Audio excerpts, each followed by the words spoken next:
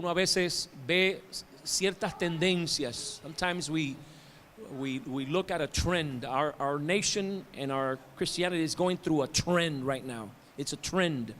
Y a veces hay que estudiar las cosas, hay que observar las cosas, hay que escuchar. What are the emphasis? ¿Cuáles son los énfasis? Y uno tiene que estar en vela, uno tiene que estar pendiente las cosas que se dicen o lo que no se dice, que se debiera decir. Han habido estudios, estábamos discutiendo o hablando, hay estudios donde se habla de que all it takes, solo se necesita 2 generations for Christianity to fade away from a family. En 2 generaciones. El padre de hoy que está convencido que esta es la fe, convencido de que el Señor es real, convencido, y luego su hijo quizás no muy convencido, y para el nieto definitivamente it's an option, it's not urgent, no es urgente. Y yo a veces digo, we are 2 generations away, or maybe 1, that the Holy Spirit will disappear from the pulpits of America. Y esto es la importancia de un día como hoy, cuando se estableció y cuando el Señor estableció su iglesia. ¿Por qué no preguntamos cómo la estableció? ¿Cómo la estableció? Y por eso para mí este verso de Hechos capítulo 2,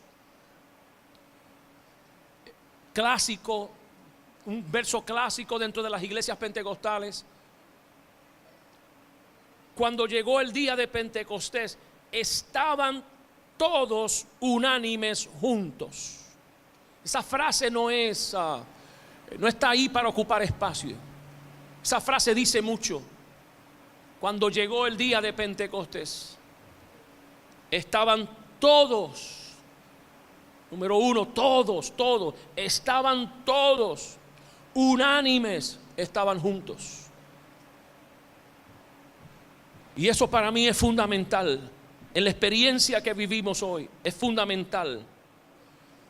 Pentecostés era una fiesta judía. Pentecostés, la palabra Pentecostés o el prefijo pente es 50 o 5. Pentagrama significa 5. Pentagrama, usted conoce musicalmente las 5 líneas que hace un pentagrama. Pentecostés eran 50 días después de la Pascua. Así que los judíos celebraban la Pascua. Jesús murió en la Pascua. 50 días después de la Pascua venía una celebración que tenía que ver con la primera cosecha. Interesante. El derramamiento del Espíritu Santo, the outpouring of the Holy Spirit, llega en la celebración de la primera cosecha. Era una fiesta de agricultura, era una fiesta de agricultura. Así es que a Dios de alguna forma en su sabiduría dice: yo voy a derramar al Espíritu Santo como lo prometí, y lo voy a hacer el día de Pentecostés, donde los judíos están celebrando la cosecha. Celebrating harvest. Como para decir, en el mundo natural ustedes están celebrando cosecha, pero en el mundo espiritual estamos celebrando también una cosecha. Porque el día de Pentecostés, ese día del derramamiento, Pedro se levanta y predica un mensaje, y como 3,000 personas se convierten. 3,000 judíos que vinieron a la Pascua. Eso quiere decir que esos judíos llevaban 50 días, llevaban casi 2 meses todavía en Jerusalén. No habían regresado de nuevo a sus países, pero habían judíos de todo el Mediterráneo, de todas las regiones, que estaban en Jerusalén. Y cuando Pedro predica y se convierten como 3,000 personas, el Señor en el cielo se estaba celebrando la primera cosecha de esto que se llama la iglesia de Jesucristo. La primera cosecha. Pentecostés es la primera cosecha. Y el derramamiento del Espíritu Santo siempre ha estado conectado con evangelización, obra misionera, demostración de poder. Siempre el Espíritu Santo siempre ha estado conectado, no solo para uno, sino para que otros conozcan de Jesucristo. Y eso es parte de la Escritura, es parte de la enseñanza. Y por eso lo enfatizamos. Y por eso es que en esta mañana, en un momento dado al final de nuestra reflexión, queremos orar para que usted también tenga una experiencia con el Espíritu Santo. Porque hay personas que desean tener una experiencia con el Espíritu Santo. Yo quiero decirles, hermanos queridos, que hay personas aún de otras prácticas y de otras tradiciones, como la católica y otras personas, están ahora buscando y deseando un mover del Espíritu Santo. Yo soy testigo de eso.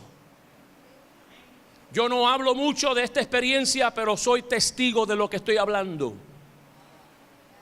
Permíteme, por lo menos, porque ya de esto han pasado como 4 o 5 años, que yo fui invitado al Vaticano.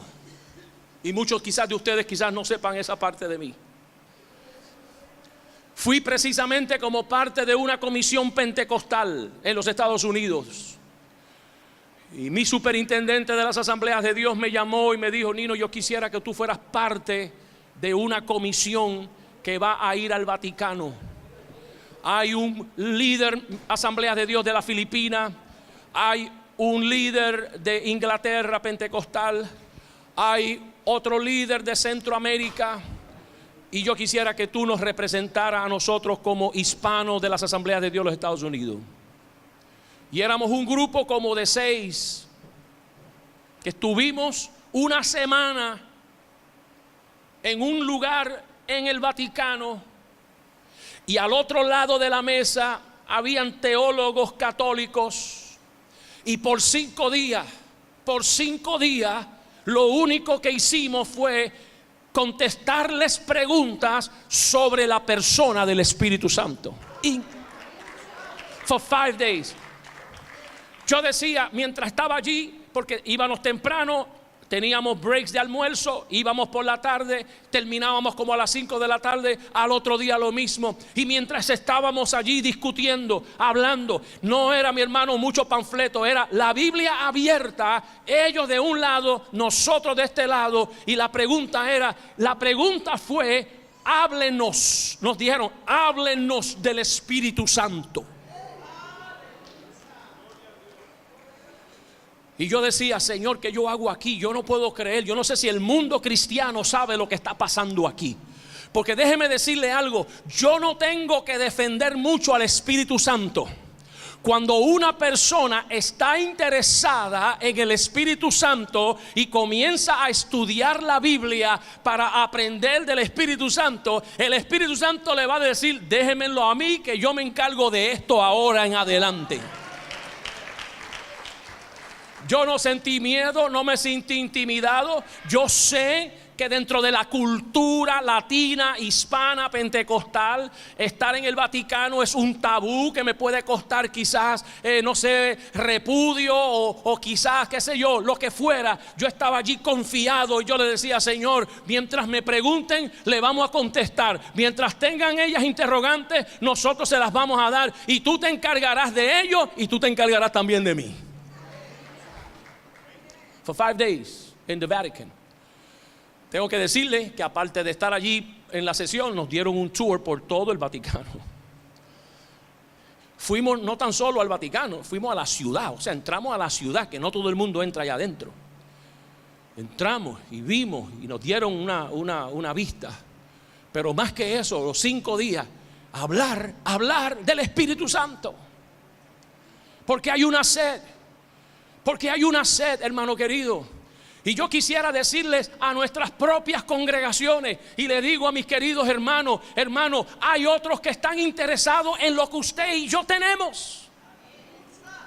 Que no perdamos lo que tenemos. que no perdamos el interés que tenemos nosotros del Espíritu Santo, porque hay otros que están llegando ya tarde. Pero escuche, mi hermano, aunque lleguen tarde, si tienen sed de Dios, de alguna forma Dios los va a alcanzar con el Evangelio y con el Espíritu Santo. Dios no hace acepción de personas. ¿Cuántos lo saben? Dios no tiene un contrato con nosotros solamente. Dios no tiene contrato con una iglesia en particular. Dios no tiene un contrato con una denominación. Dios no tiene un contrato con los pentecostales nada más. Dios no tiene un contrato con nadie. Aquel que tenga sed de Dios lo va a encontrar y el Señor se le va a revelar. Cada vez que yo me reúno con algunos de los misioneros nuestros que están en el Medio Oriente, me están diciendo lo mismo, pastor, que de hecho a fines de este mes salgo para Marruecos y voy a estar como 5 o 6 días en el norte de África. Y vamos a visitar a uno de los misioneros que nos visitó a nosotros. Y siempre es lo mismo, pastor, los musulmanes se están convirtiendo. Pero es que no hay una iglesia donde ellos puedan ir. No hay quizás lo hay, pero el que se meta allí dentro sabe lo que viene. No es que pueden ir los domingos a las 10 de la mañana a un culto para que se les predique el Evangelio. No están allí para recibir un mensaje o un entrenamiento bíblico. No, Dios los está tocando a través de sueños. Están recibiendo sueños de un tal Jesús. Y comienzan a preguntar, mira, tuve un sueño y se me reveló una persona llamada Jesús. ¿Alguien sabe de quién estamos hablando? ¿Alguien sabe de quién es esa persona? Y siempre va a haber alguien, porque Dios siempre pone a sus agentes en momentos específicos para que tengan respuesta a las necesidades del pueblo. Dios está haciendo algo, el Espíritu Santo se está moviendo en este tiempo, hermano querido. Yo tengo un compañero de estudio que es de Pakistán, se llama Mahmoud, que de hecho Pakistán lo regresó y no puede continuar sus estudios porque le quitaron el permiso que tenía de la visa. Pero estuve con él en la última visita que estuve allá en Oxford, y comí en la casa y él empezó a testificar y me dijo, ¿sabe? Yo te quiero contar cómo fue que yo me convertí al Señor, o cómo fue que mi padre se convirtió al Señor. Su padre islámico, musulmán, toda la vida, tradicional, toda la vida. Y dice él que su papá, de todos los hermanos que tenían, el único que no podía de alguna forma o de alguna manera tenía un impedimento de nervios que no le permitía dormir en las noches. Por años. Y él decía, mi padre no dormía en las noches. Y ya todos los hermanos de él lo sabían y toda la familia sabía. Él dormía por el día algunas cosas, unas horas, pero todo el tiempo. Y estaba siempre en esa agonía, todo el tiempo. Nunca podía reconciliar su sueño por la noche. Así es que esa era su vida.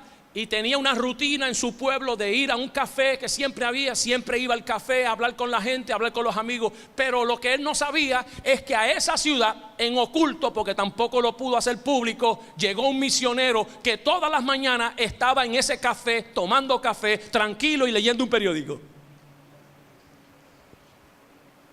Todo el tiempo. Y ellos sabían que era un extranjero, pero les estuvo curioso que él estaba allí. Y le preguntaron, hasta que el papá de Mahmoud se acercó a él y le habló. Y usted, sí, soy extranjero, estoy aquí. Nunca le dijo soy cristiano, ni ministro, ni pastor. Simplemente estoy aquí, me encanta este pueblo y aquí estoy tomando café. Y de alguna forma el papá se abrió para decirle, chico, tengo un problema y es que yo no duermo. Y llevo así años, no duermo en las noches. Tengo un asunto de nervios, no puedo dormir. Y este misionero le dijo, mira, yo te voy a recomendar algo simplemente y sencillo. Esta noche, antes de dormir, haz una oración, pero hazla y menciona a Jesús. Dile, Jesús, permíteme dormir esta noche. Sencillo. ¿Cuántos saben que hay poder en el nombre de Jesús? Man, nosotros, we take it for granted, brother, what we got. Sencillo. Le dijo, esta noche, simplemente cuando te vayas a acostar, haz una oración sencilla en el nombre de Jesús. Y así lo hizo. Y por primera vez el papá de Mahmoud pudo dormir esa primera noche. Pero lo grande de Mahmoud dice, pero lo grande fue que él mismo se encargó. Él no sabía lo que estaba haciendo. Al otro día llamó a todos los hermanos, llamó a todos los primos, llamó a todos los sobrinos y le dije: he encontrado algo que no lo he encontrado en el Islam, y es que hice una oración en el nombre de Jesús y Jesús me ha permitido dormir. Yo quiero saber de ese Jesús. Yo quiero saber de ese Jesús.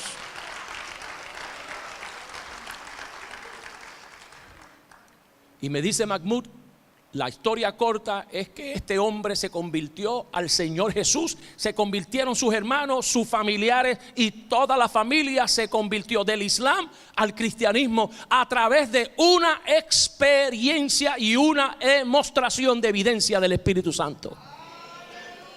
Donde no hay argumentos, hermano, el Espíritu Santo se encarga. Por eso te digo, hermano, no hay problema. Usted puede seguir argumentando y usted puede seguir hablando, pero hay momentos donde Dios te va a permitir enfrentarte a una situación que lo único que pide es un milagro de parte del Señor. Todavía es real el evangelio. ¿Cómo fue que llegaron? ¿Cómo es que llegaron al aposento alto? Y para mí es importante hablar de esto, porque eso para nosotros toma un sentido bien profundo. ¿Cómo se llegó al aposento alto? ¿Cómo se llegó al aposento alto? Para llegar al aposento alto, claro está, en el aposento alto hubo un derramamiento del Espíritu. Lo sabemos aquí, lo leemos en el capítulo 2 del libro de los Hechos. There was an outpouring of the Holy Spirit, but they went to the upper room. So who made it to the upper room? La pregunta es: ¿quién llegó al aposento alto? ¿Quién subió allá arriba? ¿Y qué sucedió arriba? ¿Y qué es lo que sucede antes del derramamiento? Déjame decirte lo primero. Número uno, para subir al aposento había que tener un encuentro con Cristo. Había que tener un encuentro con Cristo. Por varios años Jesús predicó, y dice la Escritura que multitudes le seguían. De hecho, usted y yo conocemos la historia de la pasión de Cristo y conocemos todo lo que pasó en aquellas Pascuas. Hermano, la ciudad completa, ahí viene el Salvador, miles, cientos de miles. Pero ¿sabes cuántos llegaron al aposento alto? 120 nada más. Para subir al aposento alto había que tener un encuentro con Cristo. Compromiso de conversión, de decisión, de decir: ese es mi Señor. Jesucristo es el Señor. Y había que afirmarlo. No es que habían otros dioses, no, es el único Dios verdadero. Es una afirmación bíblica, una afirmación teológica. Para subir al aposento alto había que tener un compromiso con Jesucristo. Usted sabía que en el Imperio Romano, mire, los cristianos no era solamente la persecución porque ellos creían en Jesucristo. Cuando usted lee la historia de Roma y la persecución de los cristianos, y los llevaban a los leones y los llevaban, escuche, no era solamente porque creían en Jesucristo.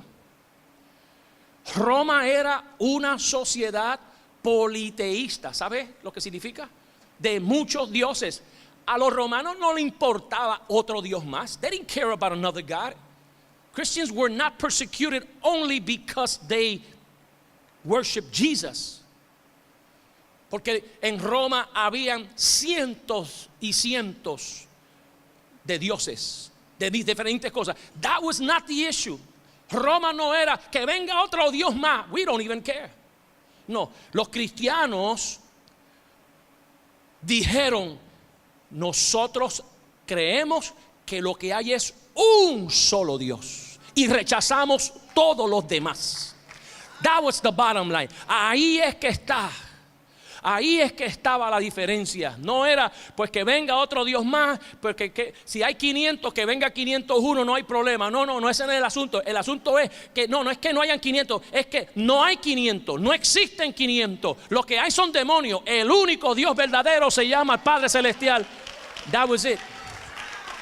Y el Espíritu Santo El Espíritu Santo te capacita para tener el valor que aunque la sociedad diga unas cosas, tú te pares convincentemente y digas: yo le creo a la Biblia, yo le creo al Señor, no importa lo que diga, yo creo que Jesucristo es mi Salvador, el único Salvador.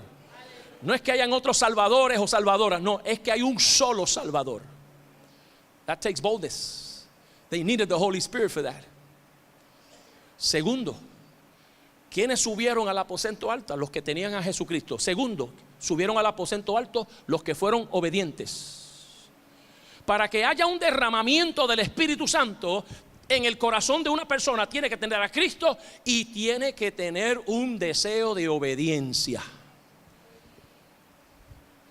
Con rebelión no hay derramamiento. Con rebelión no hay bendición. Si lo quiero poner así en rima. ¿Qué? Jesús dijo, Jesús le dio la gran comisión. Jesús le dijo a los discípulos: ustedes me van a ser testigos por todo el mundo. Vayan y sean testigos por el mundo y bauticen. Le dio la comisión. Jesús le dio las instrucciones. Jesús le dijo: ustedes van a hacer más obras más grandes que yo. Ustedes van a ir por el mundo entero. Van a predicar el evangelio. Le dio toda la misión. He described the mission, but after he said that, después que dijo eso, le dijo: now don't leave. Go to Jerusalem first. Y vayan al aposento alto. Le dio la instrucción. Le dijo lo que iban a hacer. Le dijo todo lo que hay. Le dio todo lo que se puede hacer. Pero luego le dijo: but don't move. Vete primero al aposento alto. ¿Quiénes subieron al aposento alto? Los obedientes. Se necesita obediencia para que haya de verdad un derramamiento. Y estoy hablando, yo sé que con la iglesia y posiblemente algún amigo que esté aquí, pero yo vengo a decirte que cuando tú tienes a Cristo en el corazón, lo primero, escuche, la obediencia antecede la fe. Obedience comes before faith. Y se lo puedo probar siempre por la Escritura. La obediencia viene antes de la fe. Yo sé que la fe mueve montaña. Yo sé que para el que tiene fe todo es posible. Para el que cree, escuche. Pero la obediencia es primero. A todos los discípulos, Jesús lo primero que le decía es: sígueme. No le daba instrucción, no le decía para qué era, no le decía esto es lo que va a enfrentar. No, yo no te voy a dar el libreto completo, porque si te doy el libreto completo de lo que va a pasar en tu vida, te va a asustar. Sígueme primero. Obedience. ¿Sabe cómo tú puedes ir transformando tu vida? La obediencia. La obediencia siempre viene before the faith. Obedience is always before faith. Sígueme. Lee la Escritura, sigue, camina. El que quiera seguir en pos de mí, niéguese a sí mismo, tome su cruz. Es obediencia, es obediencia. A la medida que usted desarrolla obediencia en el Señor, la fe de alguna manera, la fe comienza a entrar a tu corazón y a tu vida. No puede haber fe primero si no hay obediencia. It doesn't work that way. Porque cuando no hay obediencia y alguien te dice: cree la palabra, te le vas a reír la cara. What are you talking about, man? Vas a rechazar de plano todo. Pero cuando eres obediente, no importa quién eres. Hay un pasaje en el capítulo 10 de los Hechos, que es el famoso pasaje de Cornelio, el centurión. Este hombre, número uno, no conoce ni quién es Moisés. Él no tiene los 5 libros de la Biblia. Él no ha leído ni la Biblia. Él no sabe ni quién es David, ni todos los... Él no sabe nada. Él recibe una revelación. Una revelación. Ahora, Cornelio, dice la Escritura, que daba limosna. Tenía un corazón, el corazón noble. Escuche, hermano, el corazón noble. Dios honra los corazones nobles, aunque no tenga mucha revelación. Dios lo honra. Y este hombre daba y tenía un corazón. Y aunque era un centurión que estaba a cargo de 100 soldados, este hombre tenía un corazón. Y Dios se le reveló a ese hombre. Le dijo: mira, ¿sabes qué? Vete a Jope. Preparé un individuo allí que te va a decir lo que tienes que hacer. ¿Qué se demuestra? Obediencia. No le explicaron mucho. Este es un hombre, es un soldado. Si es un soldado entrenado, primero dame las órdenes escritas. Yo las quiero escritas. Él pudo haber dicho muchas cosas. Si yo no conozco cuál es la misión, yo no me lanzo. Él pudo haber pensado tantas cosas, pero cuando se viene al reino, lo único que se pide de alguien es: obedece, brother. Be obedient. Y te garantizo que en el momento que seas obediente, el Señor va a abrir el resto del camino. Obediencia. Los que subieron al aposento alto tenían a Cristo en el corazón y fueron obedientes. Tercero, como último punto, estaban unánimes. La unidad es vital. La unidad es vital. Y en dos veces, y en dos pasajes, capítulo 1 del libro de los Hechos y en el capítulo 2 se menciona Lucas, que es un médico que está escribiendo, que sabe observar, que sabe anotar, que sabe tomar nota. Lucas, trained as a doctor, he knows how to take notes and he knows how to observe things. Y él dice que los que estaban en el aposento alto estaban unánimes. La unidad en la iglesia, hermano, es fundamental para que haya un avivamiento. Es peligroso que haya avivamiento y lo que haya sean espíritus de división en una iglesia. Le va a hacer daño a la iglesia local, te va a hacer daño tú mismo y vas a manchar el testimonio de Jesucristo. El espíritu de ellos fue: necesitamos a Cristo, vamos a ser obedientes, y lo que suceda aquí, de aquí en adelante, es para el beneficio del cuerpo de Cristo completo. Un creyente que tenga el deseo de bendecir al cuerpo de Cristo en su totalidad es una persona al cual Dios ha de honrar y ha de bendecir. Una persona que tenga esa cualidad y que diga: ¿sabes qué? Lo que estoy recibiendo no es solo para mí, lo que estoy recibiendo es para el beneficio de toda la comunidad de fe. Eso ahí donde Dios honra y Dios bendice. Eso se demuestra en el capítulo 8 del libro de los Hechos, en el avivamiento de Samaria. Felipe se va, predica el evangelio, cae un avivamiento, y cuando llegan los apóstoles de Jerusalén, él les cede y dice: aquí son, ustedes son los dueños, vengan. El espíritu el espíritu unánime y el espíritu de unidad es clave para que haya un avivamiento en un lugar, y sobre todo para que una persona reciba esa bendición del Espíritu Santo. ¿Qué sucedió? ¿Qué sucedió cuando los que subieron tenían a Cristo? Cuando los que subieron tenían obediencia, cuando los que subieron estaban unánimes.